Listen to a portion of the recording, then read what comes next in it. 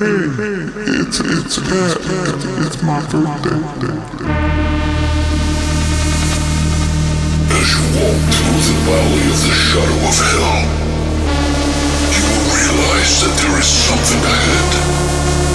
Something that lurks behind the dark veil. A veil that is beyond our own comprehension. Beyond the void.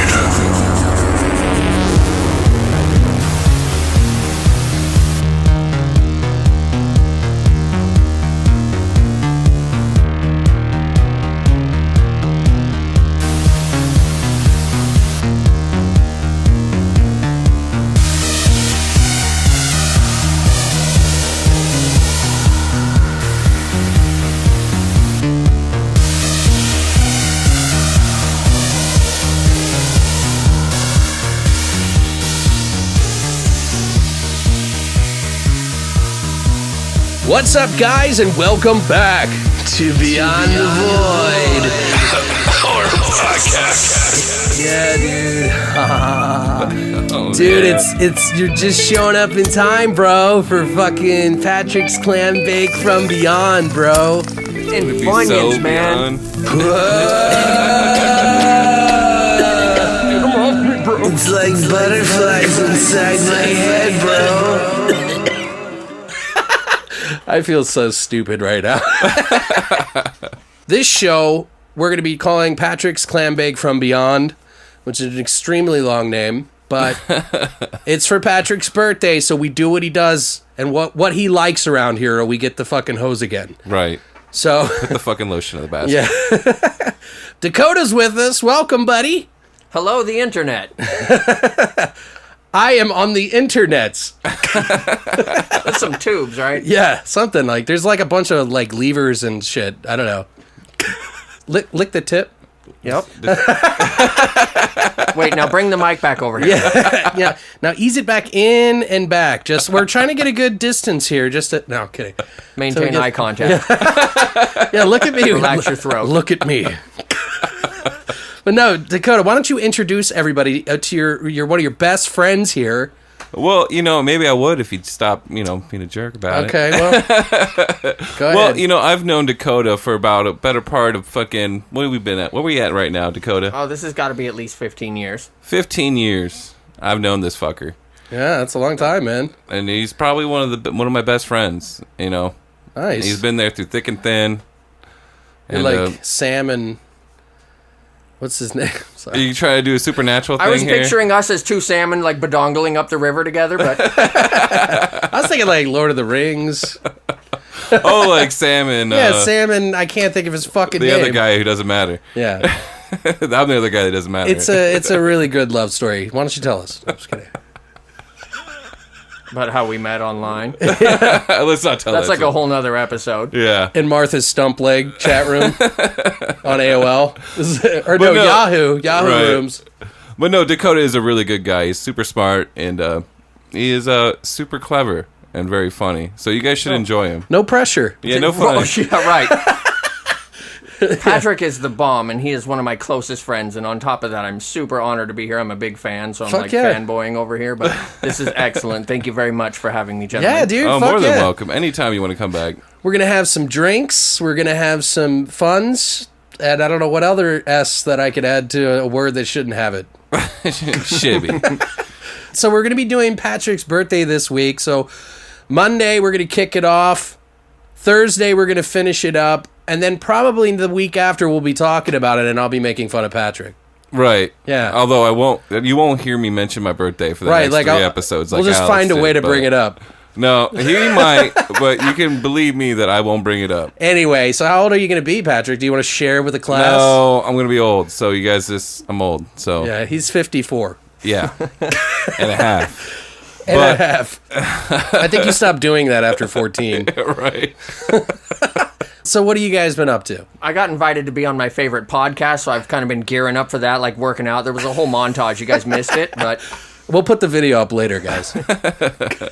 That would be awesome. Like, if you actually did that, I would be like, fuck, I'd make that our intro for every video. You know what I mean? So, you hear that, guys? If you want to do a dance video, no, I'm not putting that in the front of our videos. No. Nope. Trying to get rich on Bitcoin, cryptocurrencies. Right. That's been an interesting thing, as that's been skyrocketing. So I'm trying to be the next internet millionaire like everybody else. It's Right. been a fun thing to do, and I've been, trying to sell that to you guys all evening. Well, you explained it to me a little bit, and I'm not familiar as much as you are with it.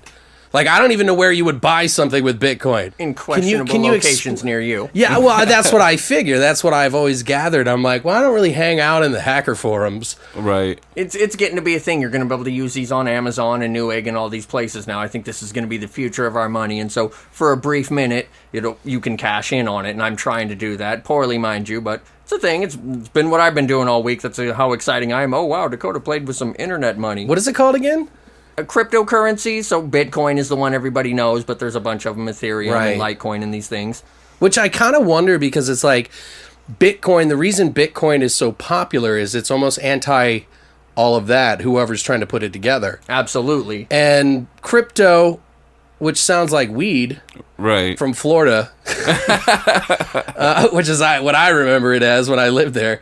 But yeah, it sounds like it's just like a big corporation type thing, and the banks are going to be involved, and they're trying to cut the corner, try to kill Bitcoin, because that's essentially where we're headed. I don't want to get too political, but I'm just saying. No, and that's it, and that adds a little bit of a cyberpunk flair to it, and it makes it that much more fun to play with. Right. Take low life. Right. But what I've been doing this week, well, I don't know, I didn't do much. We've been pretty much had work like every day this week. Sounds fun, dude. It was fun. Brian Wilson came through, and then right after we had Ann Wilson, which if you guys don't know who Ann Wilson is, or Brian Wilson is the guy who wrote Pet Sounds, one of the Beach Boys. Yeah, I was going to say, I was like, he's one of the Beach Boys, right? Yeah. Which is probably Pet Sounds is probably one of the most highly regarded studio albums ever created. One of the highly regarded underground hit albums that a lot of people didn't like at first. It's one of those ones that it was a grower, right? Not a shower. So we had Brian Wilson, and then it was Ann Wilson, which I was like, so wait, his wife and him are divorced, and then Ann Wilson, and she was like, "Fuck it, I'm going on tomorrow night." Ann Wilson is the lead singer of Heart. No, I know, I'm totally fucking around. Right, but for you people out there who don't know who she is the lead singer of Heart. So it was like a Wilson extravaganza last week. Right. Jesus. But other than that, me and Alex went to a HorrorCon. Yeah, we went to Mad Monster, which you should have gone. I wish you could have. I want to hear more about that. What did you guys do there? Well, we went on Friday night. It was a 3-day event. It was Friday, Saturday, and Sunday. It was pretty much Friday night. I think, what time was it open? 6? Yeah, like 6 o'clock. 6 o'clock. We showed up. They pretty much had the exhibition. They had a few Q&A things that night, I think. Didn't they? They have a couple panels. They had a couple panels. I think it was a Tom Savini had a panel, and I want to say that what's her name from The Exorcist had her own panel as well that night. Okay. Was there any weird fan encounters at the BTV panno? Yeah, I wish we were to do that. Mike would have been so mad if we did on that. Right. After all the shit we gave him, No, we're not ready for that, Mike. We got a panel, though. I just wanted to let you know. No, we didn't do a panel, I wish. One day, when we're cool. Although I did get to hand Sid Haig freaking our card, and I never thought I'd be able to hand anybody like that anything. Yeah, that he's grown some balls over the show here. But he was very nice, and hopefully we will have him on eventually one day. So funny, by the way. And I know, guys, we're digging into the intro here long. So those of you listening, there's just a lot of shit that happened for the first time ever. I know we usually live pretty boring lives. But right. A picture of you with the wisdom cube went viral, right? Yeah, we actually went to do the... Well, was that Friday? Yeah, it was Friday night. Yeah. Friday night we did the Pinhead Experience, which if you guys are on Horror Amino or any of our social media, you probably saw a picture or something. But there was a picture of like me and my buddies, or my buddies and I should say probably. But we were all at the Pinhead Experience, and it's so fucking cool, man. Like, it was really awesome. I know some people were disappointed with it. I don't know if they were just being picky, but I thought for the $65 that I spent, that it was $65 well spent. Yeah. I didn't get an autograph for the picture, and I paid an extra $10, so it was like $75 for me. But we walk in, his Doug Bradley's wife was there organizing everything. Wife or girlfriend, I don't know. Excuse me if I'm wrong. She was like organizing everyone to shuffle them in, made them all stand. And it was kind of like this weird anticipation because you go into this dark room with a curtain, and then they open the curtain and you walk in and they tell you, okay, stand here, stand here, stand here. Just stay. You see where these squares are? These little or little T's? Stand those, put your feet on your side. Okay, you're good. Okay, scoot in over here. And then it's like the music stops for a second because you hear the Hellraiser music, right? The infamous shit. And then all of a sudden the music is like, it's like Doug Bradley came out to the right of me and was like, I have such sights to show you. And I was like, holy fuck. It kind of freaked me out, man. I have chills just talking about it. Like, it was kind of cool, man. Like, yeah. And then he said a few more things, but I was in like such fandom mode because I was like literally in a set that had light coming through the walls and it was no smoke, or anything like that, but it was just fucking cool. He said a couple more lines. The cube opened up and light started pouring out of it, and then he said something. I can't remember because I was just so blown away. My cheeks hurt when I came out because I was smiling so much. It looked like he must have really set the scene because that picture really captured a moment and you were very excited in there. So yeah. He must have been doing a good job. Well, it's funny because I was telling you when we took that picture, because I showed you the picture, a lot of the pictures didn't pose. Like, nobody posed because it was really that kind of intimidating. You're like, you don't know what to do. They don't tell you what's going to happen. You walk in, and you're like, where's Doug Bradley? I thought he was going to be in here. And then he comes out, he does that thing, and then the light box opens up. So I just was like, acted like I was summoning the fucking box to open or something. Right. And they ended up using that on Dread Central. I was like, oh, I'm so awesome. But no, my friends and me, we had a really good time doing that. I wish Patrick and Kelly and Christina could have made it too, but we didn't realize that it was $260 for everybody. Was it up to like 4 or 5 people? 4 people. 4 people? I guess they're not doing that anywhere else. I think they're doing it in one more place, maybe. But it was because Tom Savini did all the makeup for it. Oh, yeah? Yeah. So, and a few other people were there to help, obviously, but I'm just saying, like, Tom Savini, because he was there too, I think he worked on it. Some of the fans actually got a pin from his makeup. Oh, dude. Yeah. Like, how cool would that be? Right? But guys, if you have that come to your town, you need to do it. We met when we do you want to tell the story about Sid Haig? Oh, it's so weird. I don't know why I feel so okay to walk up to him. He is just, Sid Haig. He is just a very friendly guy. He takes no bullshit, but it's not. I'm not saying that like he's an asshole. No. I like that. Right. He's just very real. He's just very straightforward. Right. He's a straight shooter all through and through. Got to talk to him for a little bit, and why don't you tell him what you asked him to sign on your picture? You were getting your shit signed up. He was like freaking out. He was like fanboying a little bit. You were. I was trying not to. Because you were like you didn't know what to say. Right, It's okay, because I didn't know what to say to Zach Galligan. I was like, hey, Sid, I was like, can you say fuck you on my picture? And everybody around me looked at me like, what the fuck, dude? Like, and I was like, really? I was like, it's Sid Haig. This motherfucker's cussed like crazy, dude. Like in the movies. He's fine. And he was like, if someone would have told me 20 years ago that some guy was going to come up to me and write fuck you on a fucking picture and then pay me and thank me for it, I would have never believed him. I was like, really? No one's ever done that? So I guess maybe I was the first, or maybe he was just making me feel special. Right. And sorry, guys, we're recanting the tales very vaguely because I think we got pretty fucked up that night. Oh, yeah, dude. And then I went back the next day, so I tried to hit Zach Gallen. Dude, I feel such like a cheese dick motherfucker, I was like talking to Zach Galligan. I was like, hey, man, how's it going? I was like, Gremlins 3, man. I kind of heard you were into that. And he was like, really? You heard that? And then he told me, like, his pitch for what he thought Gremlins 3 should be. He said that he wanted it to be in London. And he was like, although when the second one came out, they were discussing whether they would have it in Vegas or New York. And it ended up being New York. And I was like, oh, wow, I didn't know that. I was like, you know what? They'd probably do the Vegas thing for the third one. It just makes sense. Well, yeah, it'd be a lot cheaper. Like, I feel like London might be the fourth one. Do you know what I mean? Yeah, it's not that London's bad or anything, But Gremlins is like American Pie in a way. But I asked him to come on. I said, hey, man. I was like all sly. I was like, hey, interesting that you're talking about Gremlins 3. We do a podcast where we actually make up these plots on our show.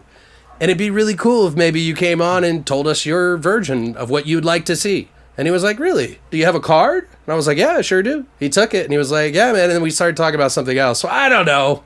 We'll see. Hopefully I hope that does pan out. It never hurts to ask people. Right. The worst you can get is a no. You seem nice. I just didn't want to push it. No, really, I need your address. What's your phone number? Where do you live? I'm just kidding. But yeah, no, the Saturday was just a big drunken fest with my buddy Matt Tom. He's awesome as shit. He goes by Uncle Fatty. He's badass. So we got to hang out quite a bit there on Saturday with our other buddies and stuff. And we got pretty shit-faced. Yeah. There was a pool party afterwards. I was like hanging out with one of the guys in The Greasy Strangler. No? Is that a move? Oh, dude, you need to see that. That's a weird movie, dude. It's pretty... Is this new? Yeah. I don't know. It's got a lot of dick in it. It's not about dicks, but I'm just saying. Where can I get this? Well, I mean, I could show you my room. No, I'm just kidding. You mean dick? Oh, the movie! You were an extra. The movie! Okay. No, I'm sorry.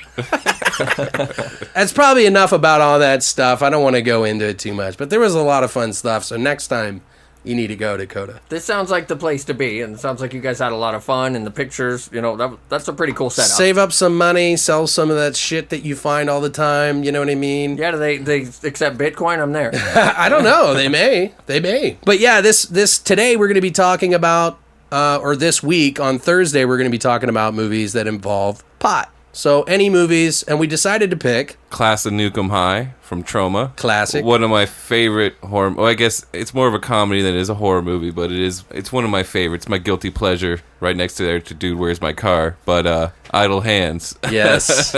So we'll be kicking you off with that.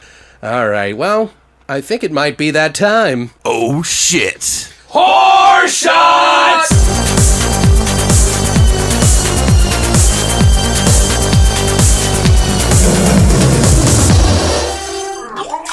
So now we're back to take an amazing shot, one that we've never done before.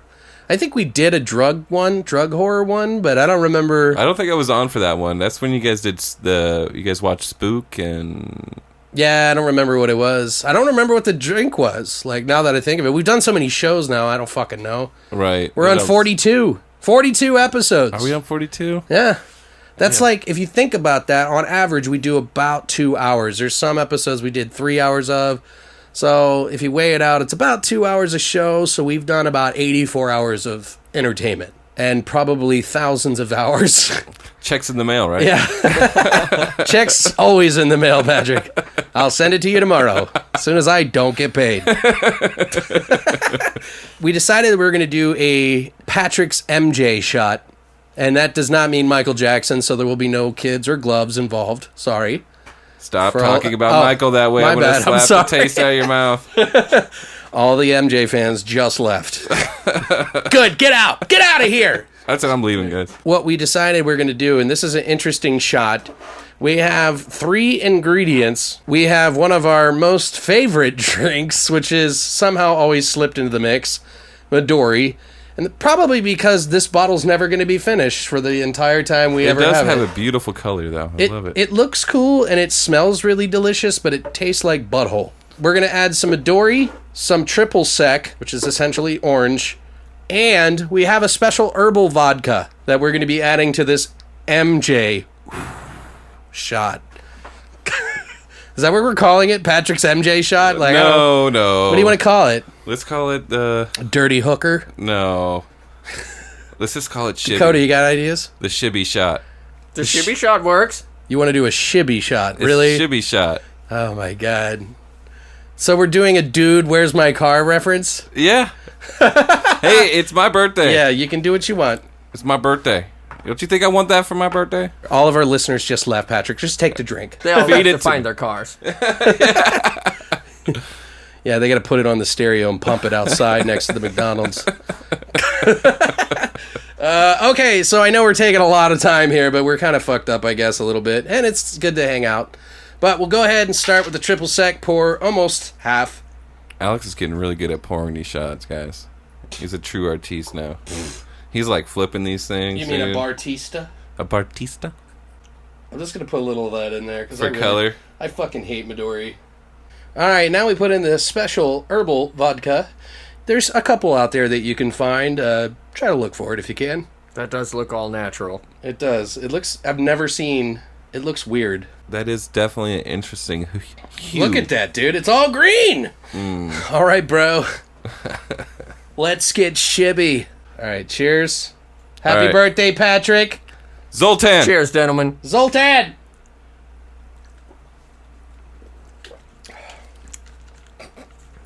Cool. Oh, my. Ooh, that weird herbal. That does taste all natural. That does taste very herbal. Ish. I feel like I just drank bong water. Boo! Don't say it. It does. I feel like I drank bong water. I can still taste it in my mouth. Oh, it's going to be there for a while, dude. Ooh. How's that for you? Yeah, how was your first horror shot here? Yeah, dude. That was, it was very holistic. Are your shoes still on? No, they are long gone. They got blown the fuck off. I think, yes, as well as the roof. It's gone. I picture that guy from Roger Rabbit. You know what I mean? Woo, woo, woo, woo. Oh, where he gets put into the what is it? Chemical X? I don't know, like his shoes and everything go popping off. Right. Anyway, that's it for horse shots. Dude, I don't know. Did that shot fuck you up, man? I don't know. It was weird, dude. I'm feeling a little weird. What about you? What do you got, Dakota? What do you got over there? It's the fucking news! Here is the fucking news!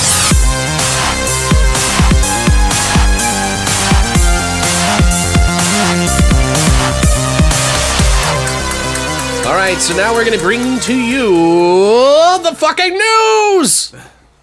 Let's say that 3 times, huh? There's been some pretty cool stuff that happened this past week, and I think we should probably go over most of it, but some of it we'll gloss over, some of it we'll just kind of talk about a little bit, have a debate, touch each other, whatever happens, I guess. One of the first things that's pretty old now, but where there was talk now about Tom Hardy as Venom. What do you guys think about that? I really like how Tom Hardy is not Topher Grace. That's an important part. I concur. Yeah, I guess it's going to be a hit. Right. Well, I mean, he's not a low-class actor either, so he knows what he's fucking doing, right? Yeah. So, I mean, you could argue that Bane was kind of annoying, but he put a unique flair on him. Oh, for sure. You know? I didn't mind his take on Bane. You've never seen the dark side. You really nailed that. You've only... I was born into the dark. Whatever the fuck he says. I used to do it better, but I don't know. I just haven't watched that fucking movie in forever. It's the one I kind of like gloss over. Yeah. You know, it's like, I hate to say it, but like, I watched the 3 of the Dark Knight trilogy, and it's like, 1's awesome, 2's amazing, and then I go to the 3rd one, and I'm like, hey, what's on my phone? It's pretty much what I feel like, yeah. It's called the Dark Knight is on his phone sequel. I think they should have let Batgirl out of that whole series. Well, what do you think about the whole idea that Venom is now going to be the star? Now that we've had Deadpool, which is kind of the anti-hero. I think of Carnage. Right, well, and that's where they're leading. But Carnage may be 2 balls to the wall. Right. You got to do Venom first. Well, you do got to do Venom first, but it just, like I said, it just automatically takes my head, like, you know, I take 2 steps forward and I start thinking about Carnage. Sure, well, and if they do good on Venom, then maybe it will. Right. And are they going to tie in Spider-Man? That's what I'm to understand. This is going to be Venom's very own story. Right. And it's a pretty good story, and Venom had his own comic series that was popular, but without the beginning where does the super suit come from and Peter Parker's interaction with the symbiote, it takes something away that they're not going to show that. And again, I haven't seen it, so I don't know, but I'm missing that. I wish they were going to incorporate this into the next Spider-Man movie and then a Venom spin-off. I think that they will. I kind of hope they steer clear of it a little bit so that we can have some fun for a change. Do you know what I mean? Like, it's not that I don't want to see them together. I totally do, and everybody should if you're into that shit. But I just feel like I want to see a dark superhero. Like, I want Spawn back. They're redoing Spawn. That's a good point. So it's kind of similar in that sense because the person that's in the suit isn't necessarily bad. The suit is bad. I wonder if they're going to keep to the classic story as well. Is he an astronaut who comes in contact with the that's symbiote? how the original story was, wasn't Right. it? Huh. That's a good question. I mean, I hope they keep it true, but you know how Hollywood is now. I mean, you guys think it's pretty cool that Tom Hardy's going to do it, though, then? He looks the part. Yeah. I think he could snap into good and bad, which he's going to have to do. Oh, yeah. And like Dakota was saying, anything's better than fucking Topher Grace. It's just... Yeah. No offense to Topher Grace, I love that 70s show, but you are not Venom. I hate to say it, but, like, his first era was Venom. His second was Predators. Oh, yeah. God, that was the worst part of the man. movie, dude. Like, I want to be evil. Like, shut the fuck up. I didn't buy it for a second. And I hate to say that because you know who made that movie at least? Who was it? Robert Rodriguez. No, shit. Yeah, dude. So it's like, fuck. Like, you got Robert Rodriguez to do something totally out of the box. Kind of a little more mainstream than he's used to, I would assume. Oh, yeah. Like, he makes the mainstream, but I mean, this is more mainstream to do a Predators movie. It's a little bit out of context in that Topher Grace kind of seems like one of those predators that your parents or after school specials warn you about at the park. Yeah. Don't take candy from strangers, right? I don't know, man. I'm glad he got killed. I was just, like, hoping that he would die. But he should have died way sooner. Like, I was just hoping he would just get spiked in the head. Right. And no offense to him, he was great in like that 70s show, but I mean, have you seen nothing him? else. Yeah, and nothing else. Right. And I even heard on that show that he wasn't even like cool with any of the other people. Like everybody else considered them family except for him. Yeah, I think the only person he was actually close with on that show was Donna. And like even Well, they had to have some sort of level of like intimacy, right, with the Right. scenes that they were doing, for sure. and he's like, "And scene, we're not friends." Peace. Anyway, so I thought that was kind of interesting, and I wanted to bring it up. Not necessarily horror, but it is kind of horrific, I guess. It's, you know, Venom's a dark character, and I hope that it does well because I would like to see more of that. I would like to see more dark characters, Right. not necessarily superheroes and shit like that, but I would like to see the bad guy be the good guy. Well, on the back of that, do we have the X-Men, the next X-Men movie coming Yeah, out? the New Mutants is coming out too. That's supposed to be Right. kind of geared towards horror. So that'd be interesting. I don't Yeah. know. I mean, I like superheroes. It's kind of like the zombie genre now. It's so overdone that like even people that were fans of superheroes are like, God damn, dude, superheroes? Really? We're doing superheroes again. It sounds like a nice change of pace. I'm really tired of the old mutant, so... Yeah. Yeah, really. Yeah, well, supposedly the New Mutants are going to be more out for themselves Right. than superheroes. From what I understand, there's not going to be any kind of like villains or costumes or any of that kind of... Me and you were talking about how, or we were all talking about how New Mutants is kind of like, almost like a generational thing. Right. So it's like where you have the X-Men, they were kind of like the baby boomers type shit. And then you got the New Mutants, which don't give a fuck about anybody but themselves. It almost seems like they're making a parallel to generational gap. Right. Something else that's in the news here that we want to talk about is Vestron is conjuring up the entire Warlock collection. So we're going to have the whole Warlock collection 1 through 3, which... And sorry to anybody that's involved in part 3, but that one's disposable. The only 2 I'm really concerned about is the first 2, which are the best. I still haven't seen that third one. Oh, yeah? The way you guys we talked about it, that episode. Yeah, you know? really dodged a bullet, dude. Yeah, Have you you seen part 3, Dakota? No. Oh, God. The End of Innocence or some shit like that? Is that what it was called? I didn't even watch it, so... Yeah. Warlock. Should be forgotten. Just kidding. Sorry, somebody out there really likes it, and God bless your soul. To give you guys kind of an idea, on the Warlock, they're going to have new audio commentary with director Steve Miner, new isolated score selections, audio interview with author Jeff Bond. They're going to have new interviews for the first movie. Satan's Son with actor Julian Sands, The Devil's Work with director Steve Miner, and Effects of Evil with makeup effects creator Carl Fullerton and Neil Martz. Got some behind-the-scenes footage, vintage interviews, vintage featurettes, pretty much all the regular stuff all the other stuff has had. Part 2, got new audio commentary by Anthony Hickox. Awesome. That's actually really cool. I'm excited about that. They got the vintage making of featurette, extended vintage interviews. Not too much on the second one. That's a little disappointing. Warlock 3, The End of Innocence, or better known as, probably shouldn't watch this anyway. No, I'm kidding. Totally kidding. Special features, behind-the-scenes footage, vintage interview segments with cast and crew. They didn't even put dude's name in it. The guy that ended up being the witch. The guy who plays Warlock, Julian Sands' character. Right. Which is he? Was he It's alive? like they were like, we could do an interview with him, but we'll just put cast and crew on Why there. didn't they get Julian Sands to come back? I don't think Julian Sands wanted to do it anymore. Really? Yeah, he probably didn't like the script that they were pitching. Yeah, I can see that. But dude, he is so the Warlock. Like, Right. dude, he's so good. I'm still buying it, even if I hate part 3, however much they charge. I want it. And I still need to get the Wishmaster series, which I was supposed to get for my birthday. It's still living through me, buddy. You fucking cock. Also in the news, James Wan is producing the Resident Evil movie Reboot. How do you guys feel about that? About time. Yeah, you think? Do you think James Wan's going to do a good job? It'd be nice to see something different. They kind of roughed it in on the first one and then just went way off. Yeah, they were like, fuck it. After the first one, are they even zombie movies anymore? No, they're nothing like that. I think he might be able to bring the scare back into the series. Right. I really enjoyed the first movie. I did too. I actually, it's jumbled as fuck. It's kind of like all over the place, but it had good music.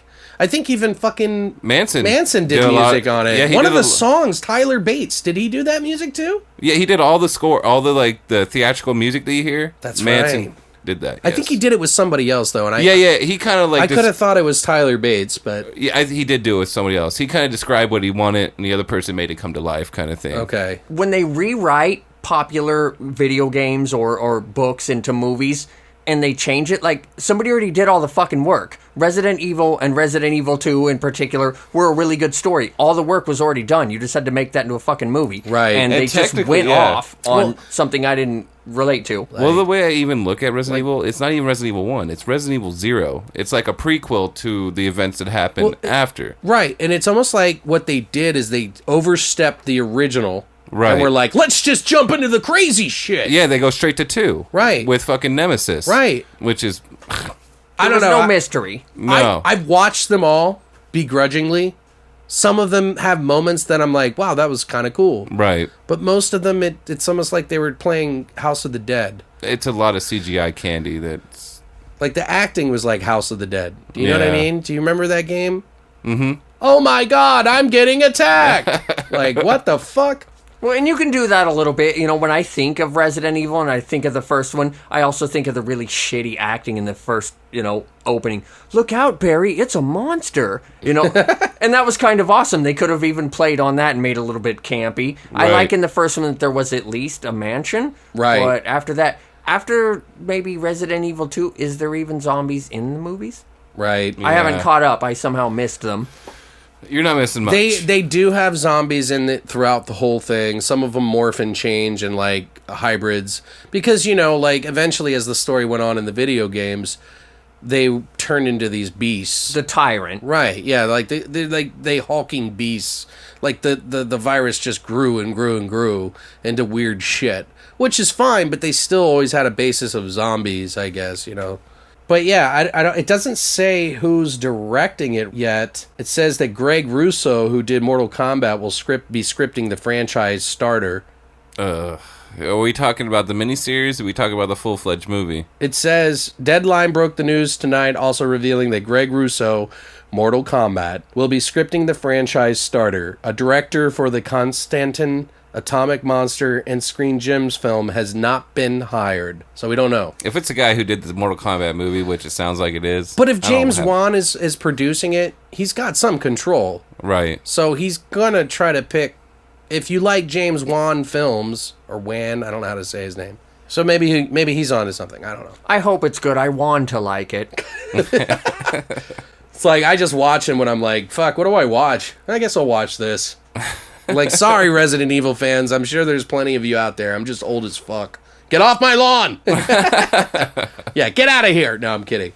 Also, one of my favorite short story sort of shows was Tales from the Crypt. And they're going to be putting out the entire box set of that. They didn't do whole seasons. They did collections. Right. I noticed Is that what this it was? An ongoing like fad. It's like they don't sell whole seasons. They just cherry pick shit. Well, now that everybody's binge watching shit, they're like, oh, we better get on this. Right. Plus, they're trying to push the new Tales from the Crypt show. M. Night Shyamalan is going to be doing... He's producing. Although I thought I heard some rumblings that they were having troubles with it. That's the twist. What a twist. Well, the original show went from 1989 to 1996. So it had 7 seasons, and it had 93 episodes. And there was a shit ton of fucking directors. Arnold Schwarzenegger, which I did not know he did that. Frank Darabont, Robert Zemeckis, Tom Hanks, Kyle MacLachlan, Michael J. Fox, Tom Holland, Toby Hooper, Richard Donner, and many more. Yeah, so I guess it's going to be a DVD box set, which I'm not sure how I feel about that. Like, even if it's just the wrong format. What year are we in? Right? Like, isn't DVD about to take its last breath?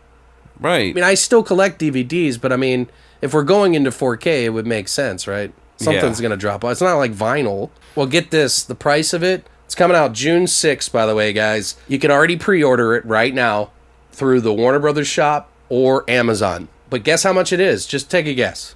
I'm going $250. Really? Wow, that's fucking healthy. $60. That's what I think it should be. It's going to be $170. I was the closest. I win. Well, I know my bid was over, so. Yeah, get the fuck out. Who had the lowest one? I think it was. Give me my 50. It was like The Price is Right. Who won? Right, You know, exactly. like- That's what I was thinking of. That really seems like more of a Blu-ray price to me. I think so too. So Yeah. I'm not really understanding. You don't think it was like an error on their part that they didn't mean to say DVD? No, it's DVD. So they're probably just packaging all the other ones that they have laying around into one to try to regenerate some interest, make some extra money, and push the new show. And then next year release the Blu-ray. Yeah, if they do that, I'll fucking scream at the top of the hill. All right, another thing, if there's a new trailer out for the Netflix Castlevania, the one that's going to be coming out not too long, I guess is, what was it, this July 7th. It's coming out. So Warren Ellis, who did Transmetropolitan and a myriad of other fucking great comics and books. He writes books. He's a novelist. Producing and writing the content. We got to see a little bit of a snippet. If you guys haven't already seen it, just check the links below. Not a lot to go with here, guys. Mostly just a little buzz sort of trailer. But at least we get to see somewhat of how the cartoon animation is going to look like. The anime. Right. So. And so far, it looks good. And I do hope they have those fucking holy water bombs, dude. They got to. I want to see fucking vampires and shit melt. Under blue flame. Yeah, yes. dude, like skeletons and whatever else. Speaking of animated stuff, they're going to be doing a Train to Busan prequel called Seoul Station. It's coming out to iTunes.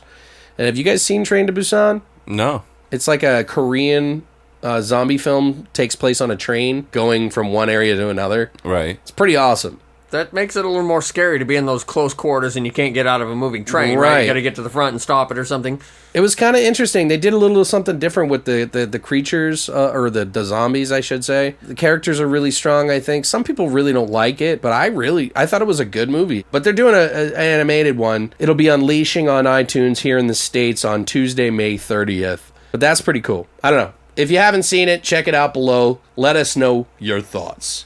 And our final news, I would probably say, is Channel Zero has a season 3. I stopped watching the first season, which is a sci-fi show, by the way. I wasn't like too into it. It was a little slower. Was it like an anthology kind of? Or No, it's a whole story. Okay. They're already talking about a third season. Huh. So it must be doing well enough that second season is coming out. Like, I'm kind of curious now. Like, I hate to say it, guys. I don't know much about this shit, but I haven't been watching it. But if you guys think it's good, let us know. Sound off in the comments. But I think that's it for the news.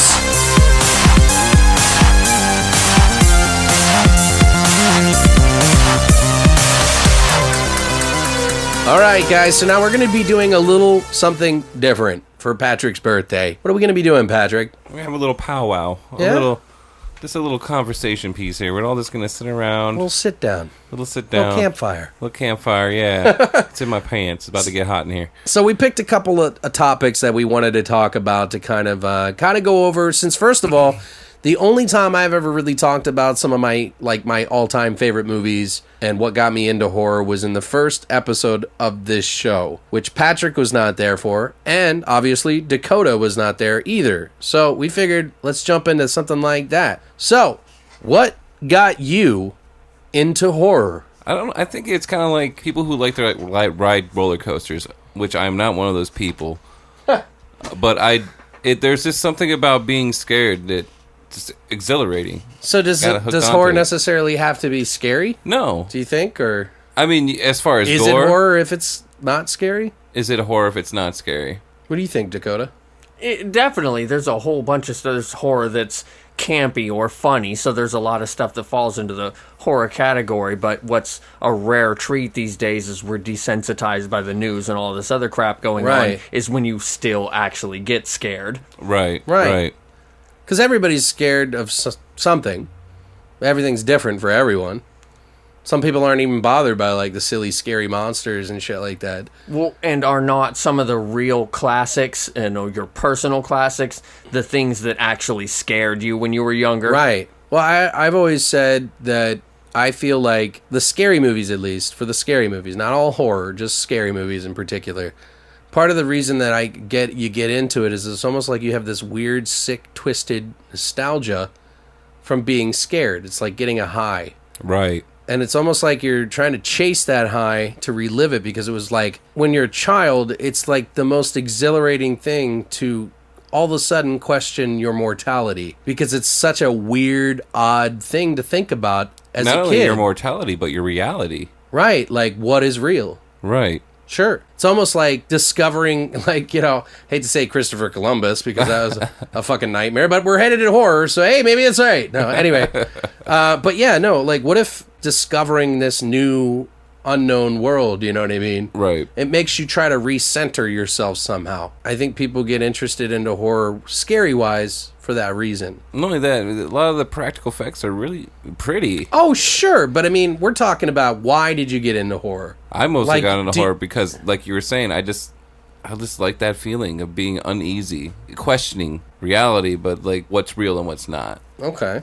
Well, the reason I ask is because, like, like maybe it's different for younger kids nowadays. Like maybe they got the cool dad that's like really into special effects. Right. So that kid looks at it from an artistic standpoint rather than a horror standpoint. Whereas our dads were cool because they let us watch shit we shouldn't have watched, and they liked a lot of crazy shit that got us into fucking horror, or our parents, or maybe our brothers, or whatever it is. What was your first experience, guys?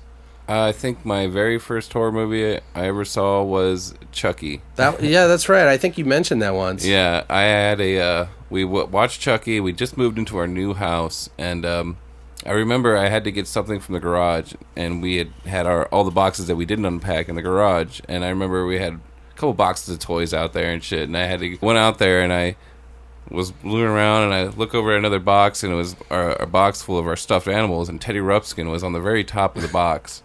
And he opened his eyes up on his own. And I just watched Chucky the night before. I wasn't going to have it. I took him out to the curb. I literally bashed his face open and threw him in the trash can. So tell me about your mother. No, I'm just kidding. What about you, Dakota? No, wait. I mean, I'm interested in this. Like, explain how you bashed it. I want to know. I want the details. The gory Teddy Ruxpin details. Well, I grabbed it by its little feet. Literally, I was holding its little feet. Its little feet, yes, sir. And I pretty much curb checked it over and over again until its face was non-existent. So you walked out of the garage with it? Yes. Okay. Hit the button, opened the door, straight to the curb. So no hammer, just like smashing it on the ground? Yep.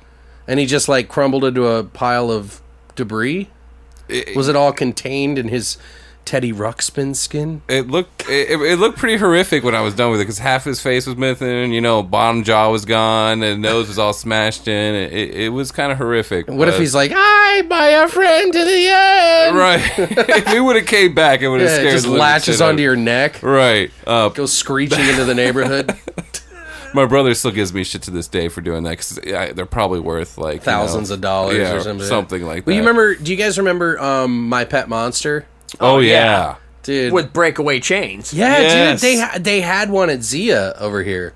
Did you? It was like, I think it was like $45. Oh, I would totally bought it. Dude, I was like, holy shit. I don't know if it was a reproduction or something like that, but just seeing one, I never had one, but I remember, like, as a kid, I was like, oh, that's pretty cool, man. Like, you know, it's not like My Buddy. It was a great toy, and it was also a puppet. So later, as I... Is that what a puppet? Really? It was. The one that I had, you stuck your hand in the bottom and you could open and close his mouth. Oh. So this went from a fun movie and a favored toy to later in my teenage years kind of being the puppet slot became a stash spot for my teenage unmentionables. And so this is a toy that lasted a long time. That's why they check our asses now.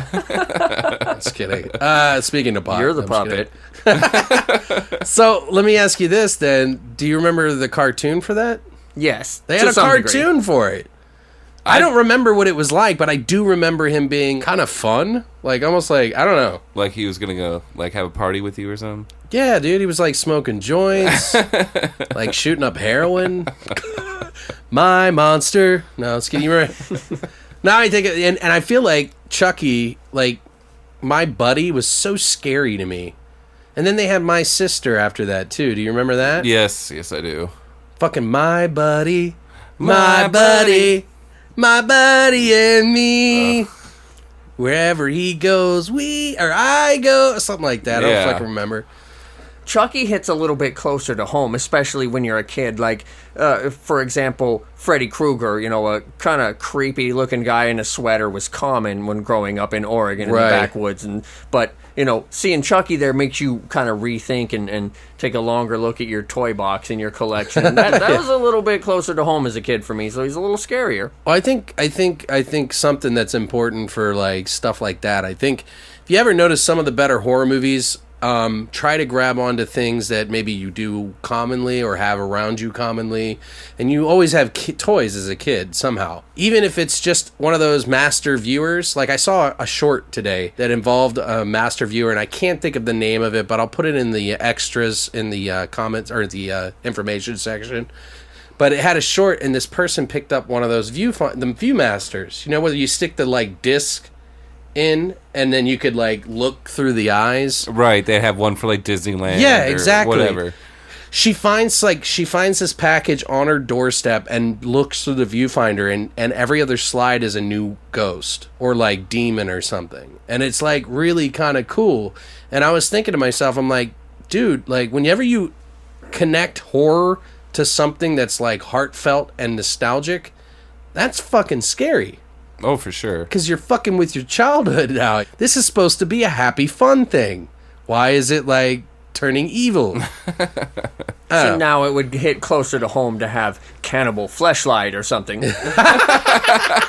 Nowadays, yes. I've never actually bought one of those, but I want one. They're fantastic. I'm just kidding. Sorry, Christina. She's my fleshlight, you sweetie. She's gonna be like, you motherfucker. Anyway, Gonna need that thing now. Oh, man. so we went from what scares you to fleshlights. What else? What about you? What's your first experience? Probably the earliest horror experience that I can remember was Poltergeist. Oh, really? Okay. And that is, you know, a bit of a classic, but as a kid, It's pretty scary. it's pretty scary until the little lady comes in and, you know, she kind The of little breaks lady. that for you. This house is clean. But leading up to that was a terrifying movie for a kid. And, you know, it makes you think twice about what's underneath the house, you know. Dude, and again, what's hitting under the closer to bed? home. Fuck. Exactly. They hit all those tropes, man. What's in the closet? What's in the fucking under the bed? I think one of the most uneasy scenes in that was the pool scene, the unconstructed pool where it was just a hole, remember, and it was raining outside, and like all the bones Dude, are those washing. are real skeletons. Were they? They were real skeletons. Oh, my God. Gross. Yeah, I'm not joking. Like, I don't know if they all were, but I know that they used a real skeleton in that movie. That's weird. I don't remember exactly the details on that because I wasn't expecting to talk about this or refresh my memory, but I do remember that. Again, like evil toys turning on you, that's that other thing that you're always afraid of as a kid is, oh, the closet, there's something in the closet, you're screaming to your parents. And then you watch this movie, you're like, yeah, the closet opened up and it fucking eats kids. And so, Sucks all right, people in. I ain't going to bed. Dude, that shit was freaky, man. And the other thing is that TV, there's that other nostalgic connection. TV was such a big part of the family at that time when that came out. Right. Like, TV was a part of the home. People were starting to watch TV while they ate dinner at this time. And then she goes up to the fucking fuzz, the white snow fucking screen that we no longer have anymore, really. They're here. It's like, what the fuck, dude? That was Who creepy. the fuck's here? Who the fuck's here, girl? Tell me! No, I'm just kidding. You're all shaking her. I was getting really crazy. Can't do that. It breaks the warranty. And what? The child warranty? Oh, you mean the TV? Oh yeah, of course. I was talking about Chuck. I was talking about shaking Caroline. No, you Caroline. Do you know what was really scary though? In part 2, where the fucking dude, the grandma dies, the phone rings, and she's like, "Yes, okay, grandma, all right, okay, I love you too." And then as soon as she hangs up, boom, boom, like the fucking subwoofer was just going. Like, it was just pounding. It scared the fuck out of me as a kid, dude. Is the second one where he drinks the tequila worm and then throws it back up and it's a torso that shimmies under the bed? I think that might be the third one. Okay. That would make more sense, because I That don't remember troubled that. me. I don't remember. But so what else scared you in the first one, though? You covered a lot of it. The girl going up and just touching the TV and saying out into the air that they're here. Who's here? You know, Right. how terrifying. That was really well done. Right, and they had that trope with the tree, dude. The tree was freaky, man, because when you're a kid, every shadow, when you're laying there ready to go to bed and you're just laying there, you watch everything in that fucking room. Right. Especially if you have even a hint of what the fuck fear is. Like, you start to pay attention, like, that's not supposed to be moving. Why is that moving? What's that in the fucking closet? I see a fucking shadow, like. And then you see the tree going against the window. It smashes in. The clown under the fucking bed and shit. That was freaky, man. That was really scary for me. And I wasn't even scared of clowns like everybody else is. Well, not everybody. Just that one. It's just because it was a doll. Because, like, you were scared of Chucky. Right. I'm scared of, like, the what was it, Trilogy of Terror fucking Zuni fetish doll. Yeah. Oh. That thing's fucking that did me. What about Chucky? I think the scariest thing about Chucky is that like, what in the movie at least? He can come from anywhere, and he usually does. It's abrupt. He's always just the last place you expect him, and yeah, that scream. Yeah, that scream. Blood curdling scream. It's just God. And his mouth and the way his face looks when he does right. it. Like, that's pretty. It's scarier in the first one, I think. Oh yeah, for sure. Like his face, I don't know. It seemed more plasticky and like. Yeah. I don't know. And as they went on, I mean, this last one that came out, I didn't really dig it. And I usually really enjoy Chucky movies. Well, I got the whole series now, so I need to rewatch it. So maybe we'll throw them in there somewhere. What was that one called? The Curse of Chucky, I believe. Yeah, that was the last one. Yeah. And now they got the Cult of Chucky coming out. Yeah. The transition too from "I'm your friend to the end" to, you know, what you're describing there makes it a little more terrifying. Right. Something Right. that you like sleep with and you love, and you're like, "This is my buddy." Well, and it wasn't like there was a scene in the movie. I remember the first one where he's like, he has the doll in the chair, right? Right. And the chair was like rocking back and forth, and then the mom comes in and it stops. Yeah. Isn't that one of the things? Yes. Mhm. Yep. Like, that was kind of creepy, man. Like, just kids talking to dolls is just creepy by nature. Yes. Like, I never had like an imaginary friend or talked to things that weren't real like that. I talked to myself, and I knew that. Did you guys ever have like an imaginary friend or talk to dolls and stuff? Not I. You guys are real, right? Yeah. 'Cause you're like, okay. I don't think I've ever. I don't think I ever talked to inanimate objects. No. No, really? No. I mean, I don't know. Like, I don't think I ever took it seriously like that. But I was always fascinated with that as a kid. I always wanted that. I was like, I want that magic. I want that creepy fucking disaster magic in my fucking life. Right. I don't know why. But yeah, there's not necessarily a scene in Chucky. It's really, I think it's his voice. It's the way that Brad Dourif just knows how to fucking just bring the chills out with his scream. Right. And it's just and so then unnerving. He's really good at that, because if you watch The Exorcist 3, Oh, dude, he was. there's all those extras in there that he did, And even in just the original cut, he's really good in that. Yeah. Like, I think that's one of his best performances. Oh, yeah. A fucking dark, creepy, fucking what the fuck? So, yeah, he has that potential. I'm trying to think on my end, like, what was the original thing that scared me? I feel like I was a scared kid, like, a lot. Like everything that scared you? Yeah, like I don't know if it was because I had like the early stages of anxiety as a kid or what, but I definitely had an overactive imagination, so it's hard to really pinpoint which was the first movie for me. I remember certain movies where like specific things happened that I got scared. Trilogy of Terror, Zuni Fetish Doll, terrified. I was scared. I jumped on my bed so that my feet would not stick out underneath the bed so they would cut my legs and shit. You know, like screaming and shit. I remember even watching the movie Cobra with Stallone where the kid got, or in the very beginning of the movie, they shoot somebody in the head in front of a mirror and it breaks the mirror, and that just sent chills through my body. I'd never seen someone get shot in the head, so that scared me. I remember The Thing, sitting on the couch watching The Thing and the guy's hands getting chopped off. Oh yeah, where he's Dude, going. that fucking scared me.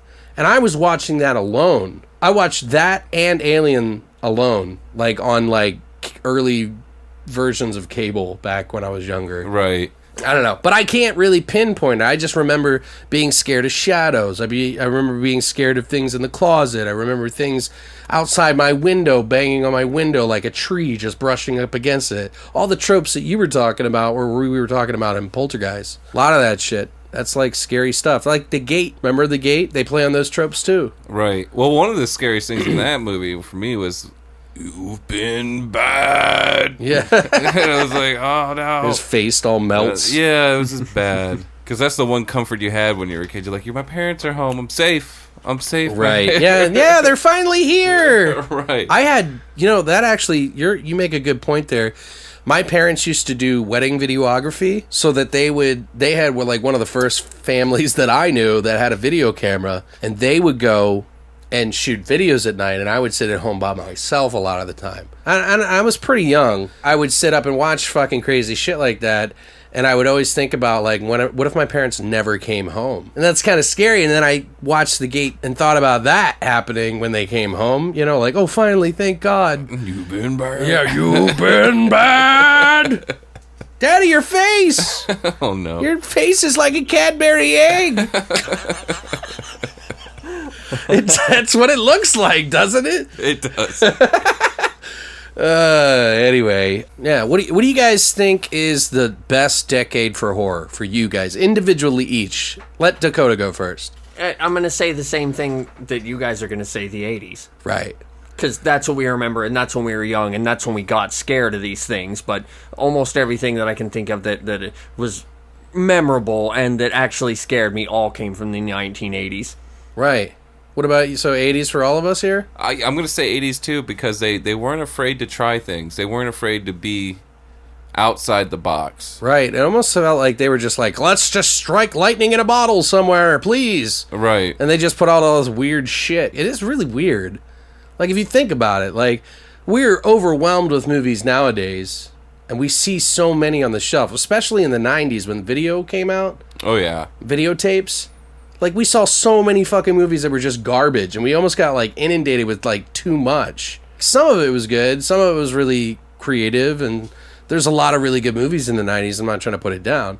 But I feel like 80s took more risk and had more money. They had more budget with their risk. Whereas the 90s, they were like, hey, can you grab your RCA camera? Let's get out there, buddy. Let's make a film. Which is beautiful in the sense of creation.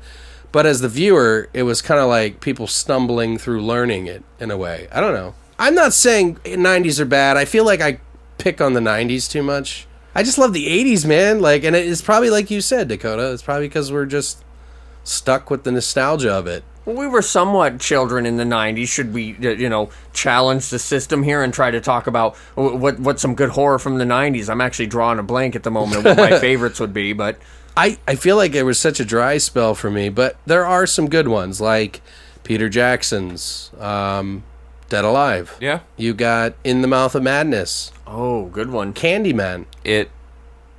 I consider it a movie. I rewatched that recently, and I gotta say, It's good. Like, it's got nostalgia for me because it was kind of like Stand By Me with like Scary Clown. Yeah, yeah. which is cool. But I don't know. What else? Do you guys have any others? Event Horizon. Oh, Event Horizon's a good one, too. That was scary, dude. When he's in the ducts, like, where he's in the ducts trying to, I don't know, he's working on the circuitry or some shit like that. You remember the lights going on and off and on and off until his dead wife is, like, staring at his face. Dude, that scared the shit out of me. You know... Oh, go ahead. Somebody advised me recently to go back and take a look at some of the still shots of what you see when the ship had gone through to the other side of all these people that had ripped each other apart and stuff, and I went and did that. There was a lot of detail. There's a lot going on. That's, I think maybe that scared your subconscious in a way that you didn't realize when you saw these things flashing at you, but that was really good. Sam Neill and horror, there should be a lot more of that. He's In the Mouth of Madness and Event Horizon are two of my favorite movies of his. I mean, obviously he's in Jurassic Park, so like go figure. Like he's in one of the biggest movies of all time, in my opinion. Oh yeah, dude. I mean, Jurassic Park took nostalgia and fucking amazing shit. That was movie magic, dude. Right. Like, that was so far ahead of its time. It'd be like showing a 50s kid color TV. You know what I mean? Like, it really was just like, whoa, what the fuck is this? Like, right. But Sam Neill is really good. I didn't want to get into fucking too much Jurassic Park. Right. Let's keep it horror, Pat. No, Sorry. I'm just kidding. That's not my fault. It's my fault. Every year they always talk about the missing footage for Event Horizon. Every year I get so fucking sad about it because I so want to see it. Apparently, there is all this oodles of extra footage that you can see with Event Horizon. Of those scenes that you were talking about, they had tons, and they thought it was too graphic, so they cut it all out. At that time, it was before DVD had been really done anything. It was during the VHS days, and so they didn't keep all that extra stuff. And it wasn't like the most successful movie ever. Some movies did do like the extras on another 2 cassette tape thing, but they just didn't keep it, so they literally just tossed it. Didn't archive it, nothing. Gone. That's just retarded. This is not something we're expecting to come out on DVD never and later will ever. Blu-ray. It's just gone. Every That's a year, shame. somebody asks about it, somebody reports about it, and it's the same old fucking thing. I get excited when I see the article, and I get pissed when I'm done reading it. But yeah, I guess those are some pretty good, 90s movies. And, say what you will about Scream, but, Scream was entertaining. Yeah. It played on the tropes that we all knew from all these horror movies. I think one of my... It was like a fan movie for fans. I'm not sure if this is going to be sacrilegious or whatever you want to say, but probably one of my favorite Hellraiser movies came out in the 90s, which was Hellraiser Inferno. Really? I really like Inferno. Huh. Maybe because there's a lot of the Chatterbeast or whatever you want to call them in it. I would say Get Out. All right, guys. No, I'm just kidding. I like Inferno, but is it... Really? It's out of the entire series. That is your favorite movie? No, it's one of my favorites. Besides the first one and the second one, I'm just talking about in the 90s. You know what I'm saying? Oh, I don't mean to pick on certain aspects of. I like Inferno. Actually, I thought it was pretty cool. I thought it was different. Yeah. Is that the one that was more psychological and had to deal with the cop? Yeah. Whose wife was dead? Right. And then he'd killed himself and he was going to hell or something. Right. What's like that that actor's name? He played Mr. Pink in fucking Reservoir Dogs. What? That was not him. Yeah, he was the cop in Inferno. Mr. Pink? Or was he Mr. Green? Or I can't remember what Mr. color. Mr. White? The one that cut off the dude's ear? Yeah, Mr. White. Yeah, the guy that cuts off the dude's ear. Yeah, that's right. Mr. White. Okay. Oh, yeah, Mr. Pink was... yeah, that's fucking... what's his name? Steve Buscemi? Yes, thank you. Steve Buscemi, because he was complaining about it. I don't want to be Mr. Pink. Why the fuck am I Mr. Pink? What the fuck? I don't want to be Mr. Pink. Like, what the fuck? Shut the fuck up, you're Mr. Pink. Like, okay, I'll be Mr. Pink. Whatever you say, But so, he was in that? Yeah. Michael Madsen, I mean? Michael Madsen, yeah. Madsen. Yeah. Was that one? There was another one that was before it that had the guy from fucking that other Clive Barker movie. You're not talking about Bloodlines, are you? No, it's the one right next to Inferno. I just can't remember which side. But I think he was in the Nightbreed guy was in it. It was called Hellseeker, but I didn't mind that one. I think it was just a little more psychological for people.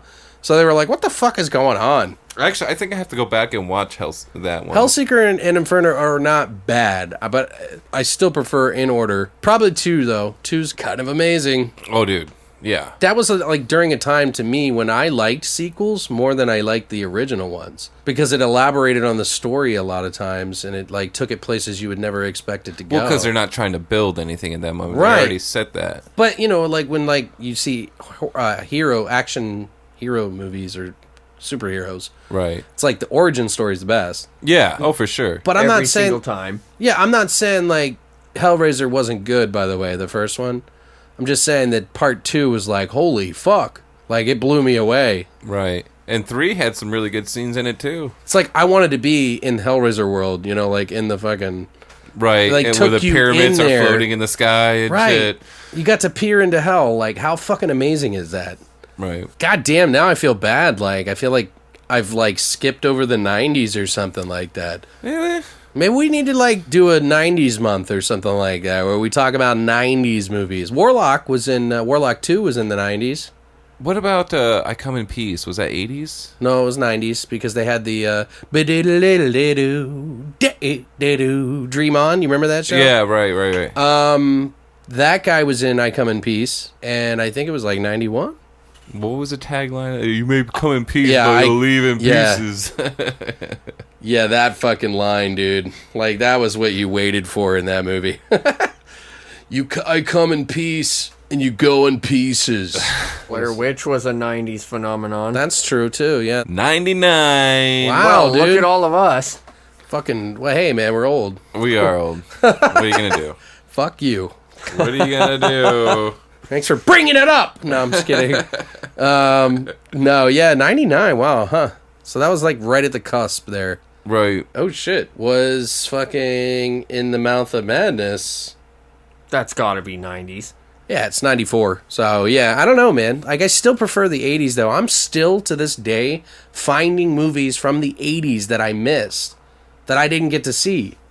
And it's like, still, it's like all these layers of fucking crazy movies. Like, I was watching one of the movies that we're going to be talking about next Thursday, Class of Nukem High, and I was like, I really enjoyed it, and I was like thinking like, what other movies, you know, like what are these other people been doing? I looked them up and checked out what they were doing, and one guy who was in it, the guy with the bone, Oh, yeah. he was like, he had helped write this other movie called Alien Space Avenger. Avenger. Yeah, dude, that thing looks badass, and I don't know how I never saw it. And maybe I did, and I just forgot about it. I don't even think you could get it on DVD. I think it's straight to VHS. Really? Yeah, but they have like a Spanish version on YouTube. I'm like, what the fuck, man? Like, I want to fucking see this movie. Hey, you live in America. Why don't you know Spanish, dog? Right. Well, I know some, but not enough to fucking sit through a whole movie. They don't got dubs or anything, or subs, right? I didn't see anything, man. Oh. I haven't looked that thoroughly. Right. I You don't might know. want to check out eBay. I bet you can find a copy of VHS of it at least. Or someone like that made a copy of it and then sold the, you know. Right. BC's, there's another good 90s horror movie. Yeah. At least the Very first popular movie. at the Yeah, time. for sure, yeah. I mean, that scared the shit out of me, the hot tub scene. So I remember I made out with a girl in a hot tub not too long after I saw that movie. All I could fucking think of. What about Tremors?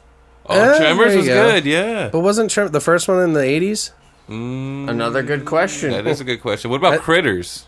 Well, Critters is great. Oh, that's gotta be like 89 or 90. Yeah. Right. Tremors was right on the cusp of 1990, and Critters... For those of you playing along at home. 86. Actually, Critters 4 came out in 92. So, Critters 1 was 1986. I gotta get those on a fucking Blu-ray, dude. I can't believe I don't own those already.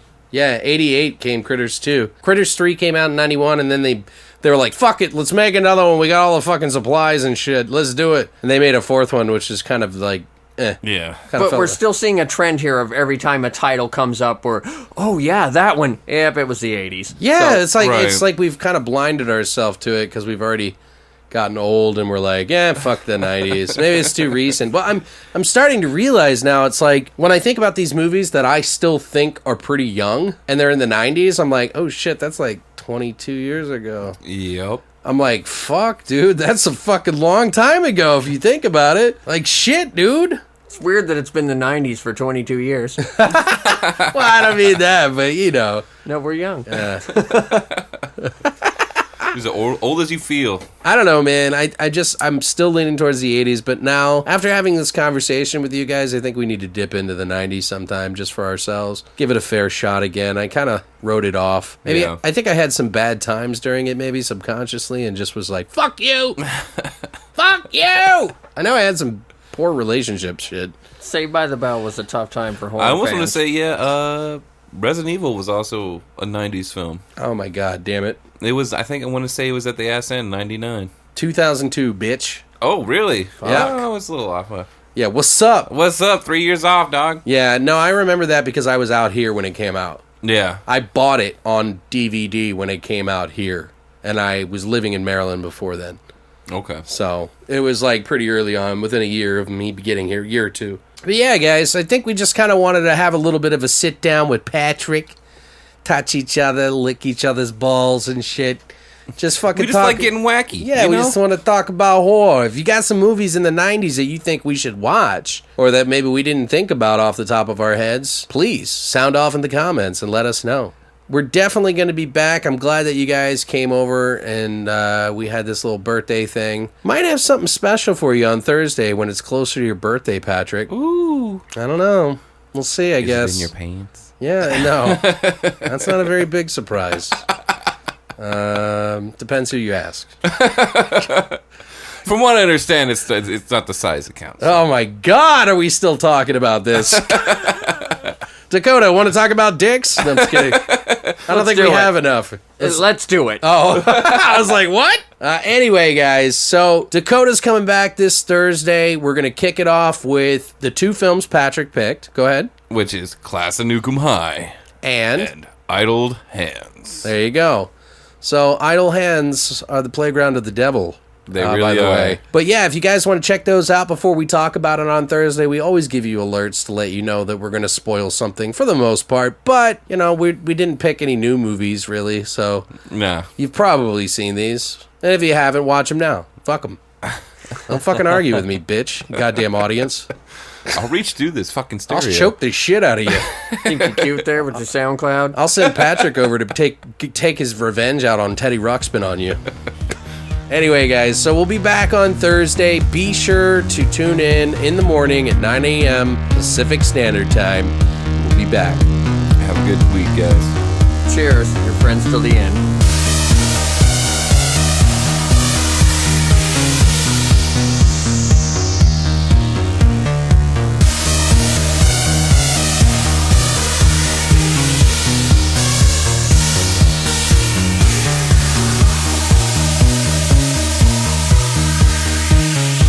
You have been listening to Beyond the Void Horror Podcast. Tune in this Thursday for part 2 of Patrick's After School Special.